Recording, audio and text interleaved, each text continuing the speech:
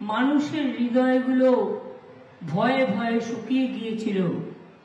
এখানে অত্যাচার, মাওবাদীদের হানা আর সিপিএম এর অত্যাচার, তাতে মানুষ ঘর থেকে বেরোতে পারত না, হাসপাতালে যেতে পারত না, বাসে চড়তে পারত না, স্কুলে যেতে পারত না।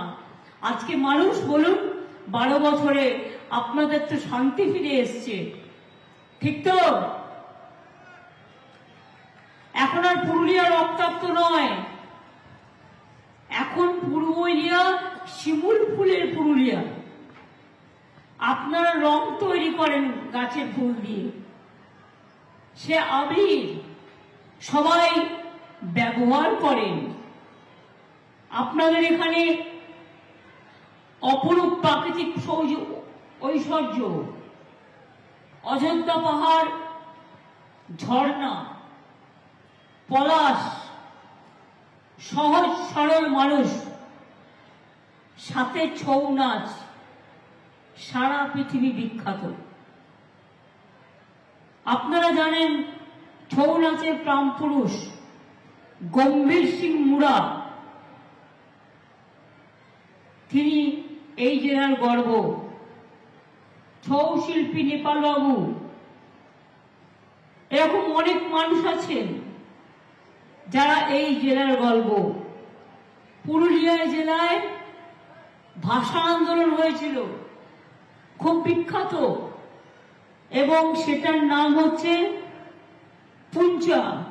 পুঞ্চা এরিয়ায়, এবং সেখানে পুঞ্চা ব্লকে ভাষা সৌধ নির্মাণ করা হয়েছে।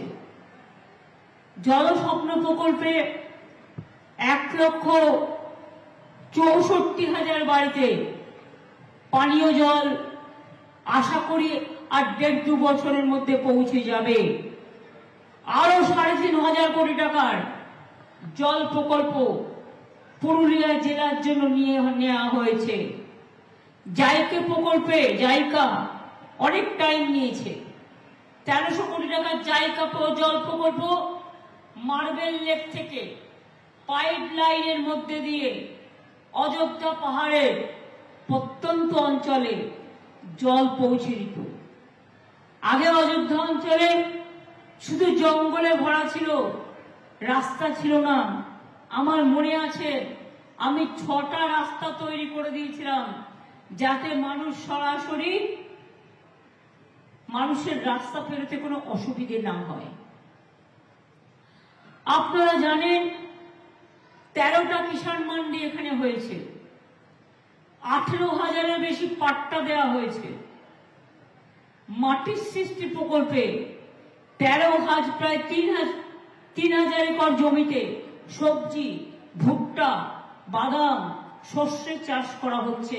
541টা চেক ড্যাম করা হয়েছে জল ভরে রাখার জন্য।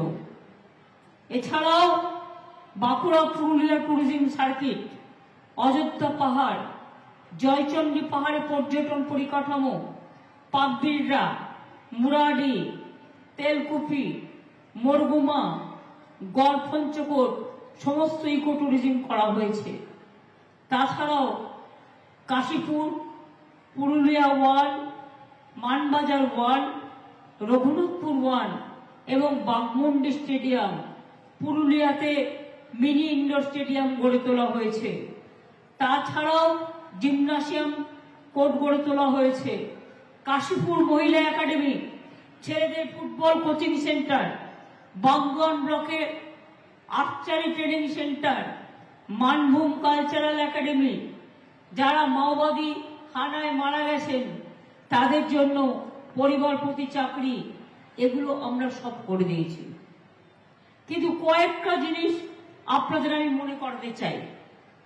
পুরুলিয়া জেলা, বিশেষ করে আমার আদিবাসী ভাই বোনেরা আজকে দেখেছেন মণিপুরের জনজাতির ওপর কি অত্যাচার হচ্ছে, এমনকি চার্চের ওপরেও।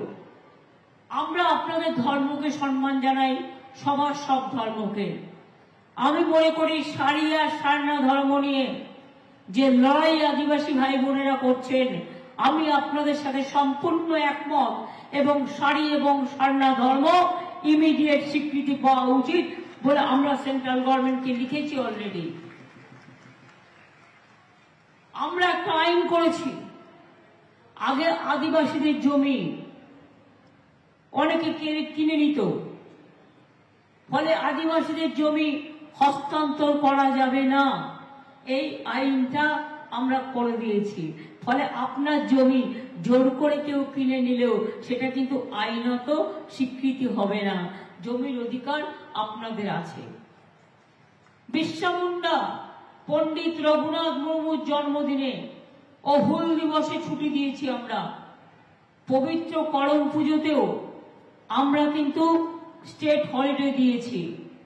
আমরা 3 লক্ষর ওপর আদিবাসী মানুষকে জয় জোহার পেনশন দিই। সাঁওতালি ভাষা, কুরুক ভাষা, কুরমালি ভাষা সব ভাষাকেই এবং সাঁওতালি ভাষায় ডিগ্রি কোর্স, পার্শ্ব শিক্ষক সবই করা হয়েছে। মনে রাখবেন, জাহের থান, মাঝির থানের চারিদিকে ফেন্সিং করা হয়েছে।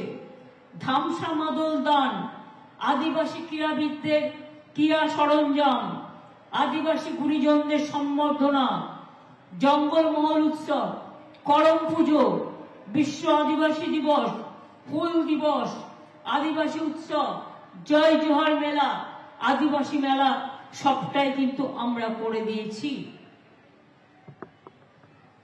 আমি চাই আস্তে আস্তে বিভিন্ন জনজাতি তারা জাগুক, তারা এগিয়ে আসুক। বাউরি সম্প্রদায়ের মানুষ, তারাও কিন্তু মানুষ হিসেবে অনেক সুনাম করেছে। বাগদি সমাজের মানুষ, তারাও কিন্তু সুনাম করেছে। মতুয়া সম্প্রদায়ের মানুষ, তারাও কিন্তু সুনাম অর্জন করেছেন। রাজবংশী পর্যায়ের মানুষ, তারাও কিন্তু সুনাম অর্জন করেছেন। আমি নিজে কুরমালি ভাষা বলতে পারি, অলচিকিতে আমার নিজের কবিতার বই আছে। আমি মনে করি সব ভাষা, সব ধর্ম, সবাইকে ভালোবাসাই আমাদের সবচেয়ে বড় ধর্ম। কিছুক্ষণ আগে আমাদের দলের সভাপতি সোমেন বেলতরিয়া আমাকে জানাচ্ছিলেন, বিজেপি নাকি এখন কুলে পানি না পেয়ে গ্রামে গ্রামে মিথ্যে কথা লিখছে। এক তো সংবাদ মাধ্যমের মধ্যে দিয়ে মিথ্যে মিথ্যে প্রচার করছে।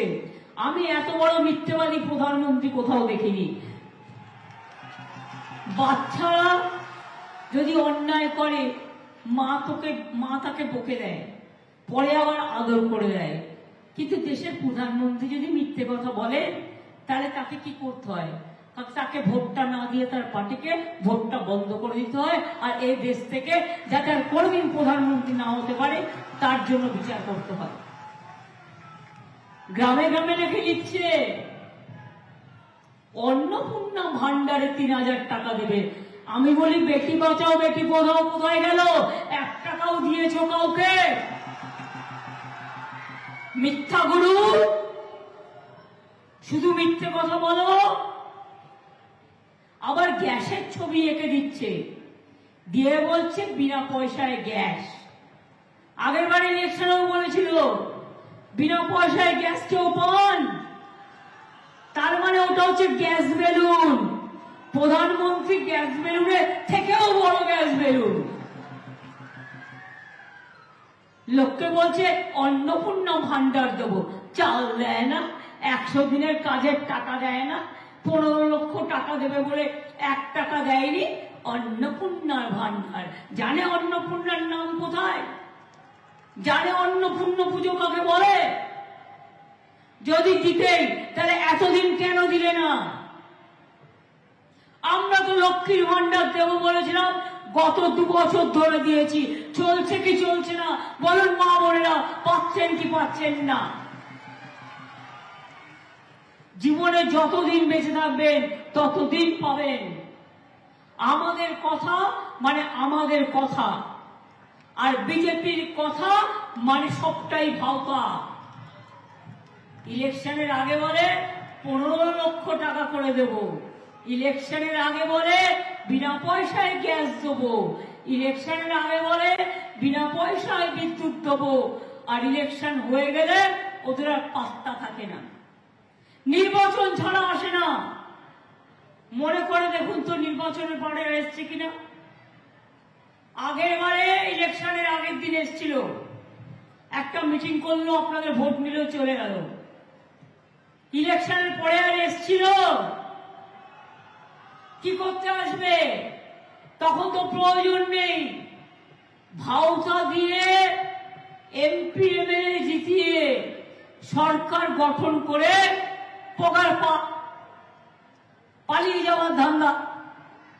আর সবাইকে ডেকে বলে, শোন না, তোকে 1 লাখ টাকা দিচ্ছি, তুই আমাদের সাপোর্ট দে। কাউকে বলে 2 লাখ টাকার প্যাকেট দিচ্ছি, কাউকে বলে 3 লাখ টাকার প্যাকেট দিচ্ছি। ওদের বলবেন, হ্যাঁ টাকা নেব। তোমরা যে বলেছিলে ভোটের আগে 15 লক্ষ টাকা করে দেবে, 15 লক্ষ টাকার কমে 1 পয়সা নেব না। 15 লক্ষ টাকা দাও, তবেই আমরা টাকা নেব। তা নাহলে তোমাদের টাকায় তোমরা কি ভাবো? ইলেকশনের আগের দিন একটু ফুর্তি করিয়ে, আর আদিবাসীরা গরিব হয় তাই তাদের একটু ফুর্তি করিয়ে, নাচা গানা করিয়ে ভাবো ভোটটা তোমরা নিয়ে নেবে। এত সস্তা। সন্দেশখালি দেখলেন তো কিভাবে চক্রান্ত করে মা বোনদের অসম্মান করলো। কয়েক হাজার টাকার বিনিময়ে মা বোনদের অসম্মান করলো। জেনে রাখবেন, সবকিছু হারিয়ে গেলে পাওয়া যায়, কিন্তু সম্মান যদি একবার চলে যায় আর ফিরে পাওয়া যায় না। এটা হচ্ছে মানুষের সবচেয়ে বড় অহংকার, সবচেয়ে বড় অলংকার। এবং তাই আমি পরিষ্কার বলছি, কি খেলা হবে? খেলা হবে, খেলা হবে। যারা রাস্তায় দাঁড়িয়ে আছে গরমে খেলা হবে। আমার ডান দিকে মেয়েরা খেলা হবে, খেলা হবে। মা বোনেরা আমার, মা লক্ষ্মীরা আমার খেলা হবে, মাদাররা আমার খেলা হবে, আম্মা আমার খেলা হবে, রূপসী বাংলা খেলা হবে, ছাত্র যুব খেলা হবে, শ্রমিক কৃষক খেলা হবে। পুরুলিয়া আরো এগিয়ে যাবে। পুরুলিয়া কারো কাছে মাথা নত করবে না। আমার জঙ্গল মহল, জঙ্গল সুন্দরী। মনে রাখবে, 72,000 কোটি টাকার ইনভেস্টমেন্ট রঘুনাথপুরে করে দিয়েছি। শুধু তাই নয়, আবার মনে রাখবেন, ডানকুনি থেকে রঘুনাথপুর ইন্ডাস্ট্রিয়াল করিডোর হচ্ছে। শুধু শিল্প আর শুধু শিল্প। ওখানেও প্রায় 1.5 লক্ষ ছেলে মেয়ের চাকরি হবে। বিনা পয়সায় রেশন পান। আর মোদীবাবু মিথ্যে কথা বলে, মানে আমি রেশন দিচ্ছি। কোথার থেকে দিচ্ছ? টাকাটা কোথায়? আমি চ্যালেঞ্জ করে দাঁড়িয়ে বলে গেলাম, যখন মানুষের কাছে বলছি, চ্যালেঞ্জ করে বলছি, ওই লুকিয়ে চুরিয়ে বিজ্ঞাপন দিয়ে অসত্যামা হতো ইতি গজ, প্রকাশকের নাম নেই, প্রচারকের নাম নেই, পার্টি অফিস দিয়ে ছেড়ে দিয়েছে, যার কোনো মূল্য নেই। ওগুলো তো আগামী দিন হবে, ধ্বংসমাদল হবে, জবাব ধ্বংসমাদলে হবে। জিজ্ঞাসা করুন, রেশন দিতে, ফ্রি রেশন দিতে কত টাকা লাগে বছরে? আমরা 9,000 দিতাম। আমাদের এই টাকা তুলে নিয়ে গিয়ে আমাদের ভাগে 7,000 টাকা কেন্দ্র দিত। মোট কত হলো? 16,000 কোটি টাকা। এই 2 বছর ধরে কেন্দ্র 1 পয়সা দেয়নি। তার মানে 2 বছরে 9,000 কোটি, 9,000 কোটি, 18,000 কোটি টাকা আমরা দিয়েছি, প্লাস আরো 12,000 কোটি টাকা আমরা দিয়েছি। অর্থাৎ সম্পূর্ণ রেশন বিনা পয়সায় আমরা দিই, আমরা দেব এবং আমরা দিয়ে যাব। কোর্টে নাকি কেস করেছে, বাড়ি বাড়ি রেশন দেওয়া যাবে না। কেন? তোমার তো রাগ কেন? বা তুমিও তো হিংসুটে কেন? ছেলে মেয়েরা চাকরি করলে চাকরি খেয়ে নাও। মানুষ খেকো বাঘ নাম শুনেছেন, চাকরি খেকো বাঘ শুনেছেন?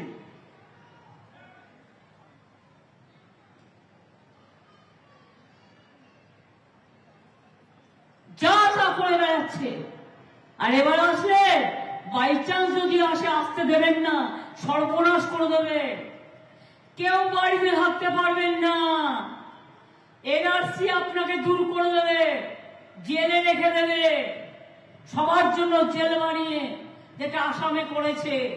আমার আদিবাসী ভাই বোনেরা এটা বুঝতে পেরেছে, আমি কৃতজ্ঞ তাদের কাছে। আপনারা জানেন সিএএ করেছে, আপনি যেই অ্যাপ্লিকেশন দেবেন আপনি বিদেশি হয়ে গেলেন। আর একটা আইন নিয়ে এসছে, uniform civil code. Indian penal code উঠে গেছে, কি যে করেছে ভগবান জানে। ইউনিফর্ম সিভিল কোড মানে কারো কোনো অস্তিত্ব থাকবে না, ভূমিজনও থাকবে না, আমারও থাকবে না, বাউরিরও থাকবে না, বাপ্তিরও থাকবে না, হিন্দুরও থাকবে না, মুসলমানেরও থাকবে না, জয় জোয়ারেরও থাকবে না।